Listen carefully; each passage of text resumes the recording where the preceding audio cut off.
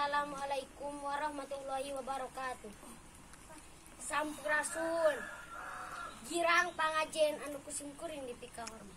Katut rerencangan anu kusim kuring di pika cinta. Abdi di dieu badai ngadongeng dina jejer jongrang kalapitu. Sasakala gunung pongkok wilujeng ngadangukeun. Zaman baheula di sabudeureun Jatiluhur masih keneh loba leuweung geledegan. Ari nu ngageugeuh di eta leuweung katut gunung-gunung di sabudeureunana hiji lelembut titisan siluman zaman Sangkuriang ngaranna jongrang kalapitu.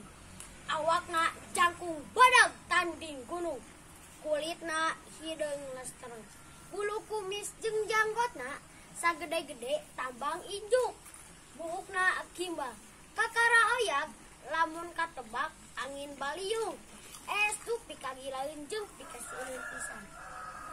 Mun ngomong sorana handaruan tanding gugur, hese ngebedakeunana nah keuleuy ataukah ambek. Hiji mangsa jongrang kalapitu hayang nguseup di Wadungan Citarum lantaran hayang ngadahar beuleum lauk.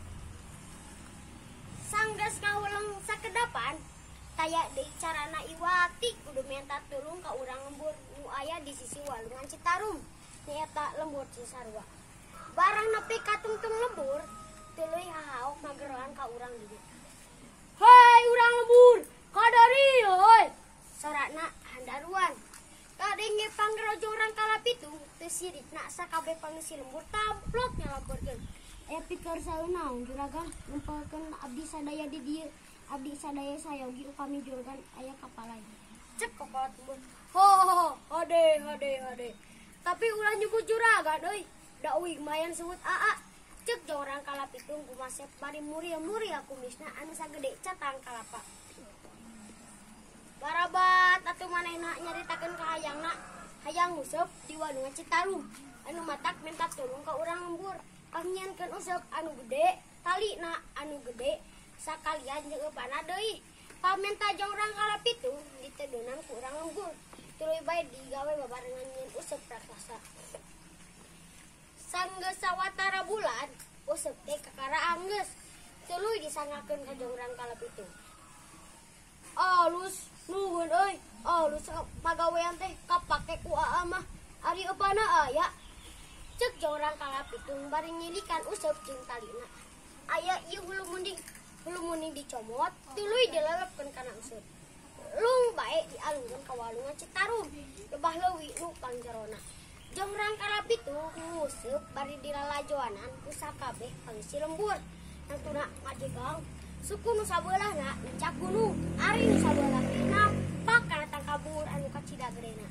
Salila sabulan manehna ngajega selah kitu nepi ka gunung anu di puncakna jadi bongkok sarta tangkabungurna anu abeh paeh nu urang nyaman disebut sarang. Anu nepi ka ayeuna gunung teh neulah bae gunung bongkok, ari urut tangkabungurna jadi pilemburan anu neulah lembur bungur sarang bawahan di Cisarua Jatiluhur. Dina poe ka-40 useup teh oyag-oyagan gancang bae ku jongrang kalapitung dicentok sateger tanaga.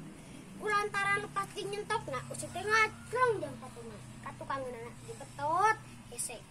Ari pek ngait kana leuweung haur ku jongrang kalapitung dibetot sateger tanaga. Nepi ka haur di dinya kapangkas tapakna jadi papak lir anu beunang ngararata. Anu nepi ka ayeuna di dinya mah tara aya haur anu jangkung sasoranganan. Upama kabeneran oge sok beungas jadi papak jeung nu sejena.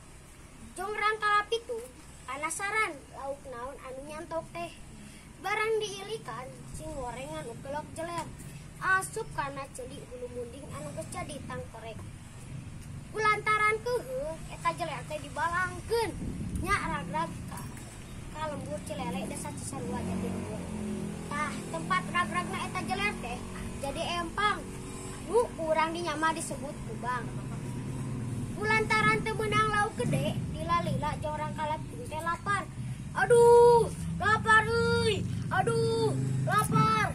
Karep narek minta tulung ka urang lembur ngan geus eueuh saurang-urang acan lantaran sarieun nenjo jongrang kalapitu ambek kabekan. Nu aya teh ngan tangka jengkol. Kabeneran deui buah nanti meupeui lebeb. Ente talangke eta jengkol teh dipupu dulu dikeremus dalam.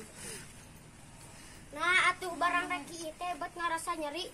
Sing goreng jeung orang kalapitung teh jengkoleun. Manehna gulang-guling gagauran bari nahan ka nyeri. Aduh, nyeri euy. Aduh, nyeri. Tuluy bae ngucapkeun sepatah. Hei, tangka jengkol. Atawara sia geus ngalantarankeun aing nyeri kieu. Ayeuna ku aing rek ditumpurkeun. Nepi ka iraha bae di daerah ieu moal aya tangka jengkol anu bisa jadi. Cek ujaring carita, sanggeus kajadian kitu teh, jeung orang kalapitung teh leungit tanpa lebih hilang tanpa karana. Nah, nepi ka ayeuna di wewengkon Cisarua mah teu kungsi aya tangka jengkol anu bisa jadi. Cenah lantaran disepatah ku jeung orang kalapitung. Cag sakitu dongeng disimkuring. Wassalamualaikum warahmatullahi wabarakatuh.